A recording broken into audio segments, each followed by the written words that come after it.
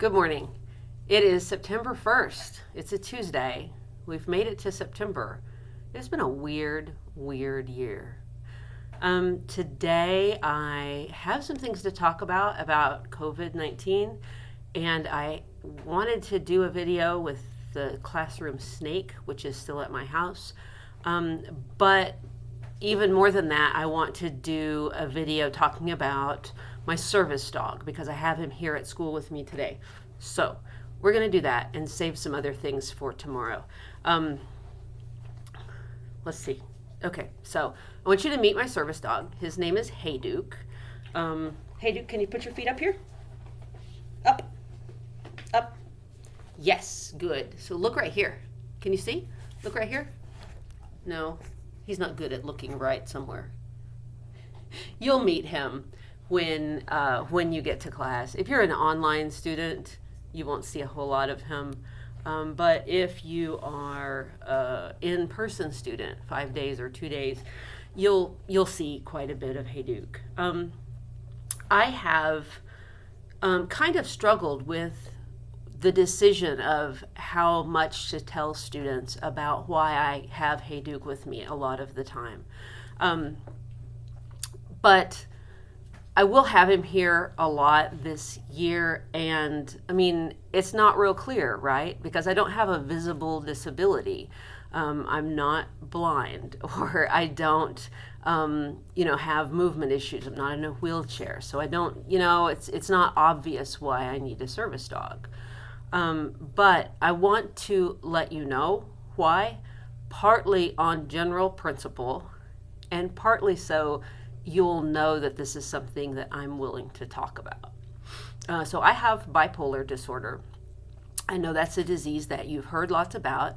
You may or may not know someone who has bipolar disorder. It's important to know that this disorder affects different people a lot differently. So most people who have bipolar disorder don't do that like wild up and down thing that we like to talk and laugh about, and we say like, oh, the weather's bipolar this week or whatever, because we think of it as going back and forth really quickly.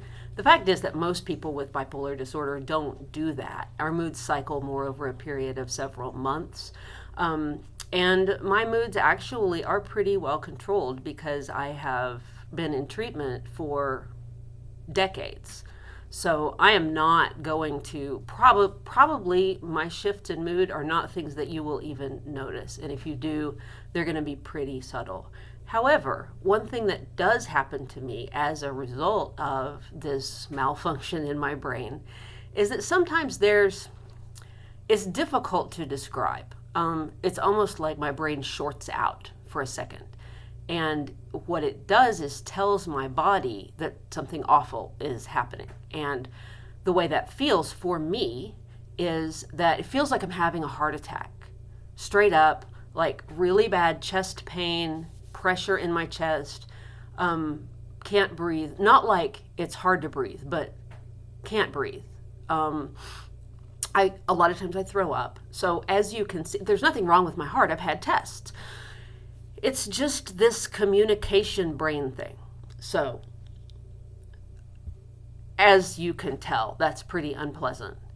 And it's even more unpleasant if I do it in a classroom full of students. Can you imagine? Yeah, that's a bad day right there. So when Hayduke is, I don't know when these are going to happen. And it's not necessarily predicated on anything that makes sense to me. Like, it's not like if I have a really stressful day, I'm more or less likely to do that. It just picks a time and goes, you're going to have a terrible day. Here's your heart attack for the day. I have no idea when it's coming, but Hayduke does. He can sense a change in my voice or the way I stand or move that I am not aware of. And so 5 or 10 minutes before I would have one of these episodes, he has a signal that he gives me saying, hey, you're about to do this thing. And then there's stuff that I can do to mitigate and sometimes even avoid having one of those episodes. So Hayduke lets me know, hey, you need to do those things. And then it allows me to remove myself from the classroom or the meeting or whatever, leave a class with a neighboring teacher for a few minutes, whatever.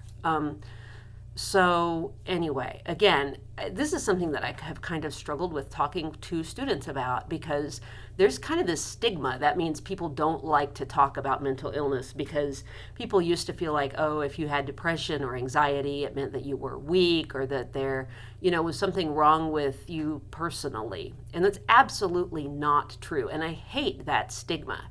So it ends with me. I don't play that. If I have something wrong with my brain, it's no different than my brother having a liver disorder or my father-in-law having problems with his blood sugar, right? It's just that the illness that I have affects a different organ than them. It's a chemical imbalance. There's something that my brain doesn't do right. It's not because I'm less than or weak or whatever, right? So I want to be really clear about the way mental illness is it's a physical disease that happens to affect the organ called the brain. The other reason I've decided to be really straightforward about my illness, well, aside from you're curious about the dog, right? But this is a chance for me to talk about this, is that I started having mood problems when I was in high school. And I didn't get help for a really long time because I didn't know what to do. I didn't know anybody else who had those problems. I thought it was, just me being whatever, a teenager. And it wasn't until I was an adult that I got treatment and felt a whole lot better. So I want you to know, if you are having issues at some point in high school with depression or anxiety or something related to that, to please know that it's not because you're a weak person. It may just be because there are brain chemicals that are a little wonky right now. Please know that it gets better, either with age or with treatment. And please know that that it's something that's okay to talk about. You may not feel comfortable talking about depression or anxiety with just like random anybody, whatever, and that's totally okay. But I want you to know that I am a person who is here at the high school who has been in that river. I've spent a long time there. And so if you need someone to talk to for a few minutes about something related to depression or anxiety or just being really overwhelmed or whatever, I'm somebody who is willing to talk about that. And so I'm here for everybody who knows me. When I say at the end of these videos, I'm here if you need me, that's one of the things I mean by that. So please let me know. You can talk to me in person. You can email me, whatever. You can talk to me on Google Meet, whatever. But anyhow, I hope you have a good day. Learn lots, have fun, and really, I'm here if you need me.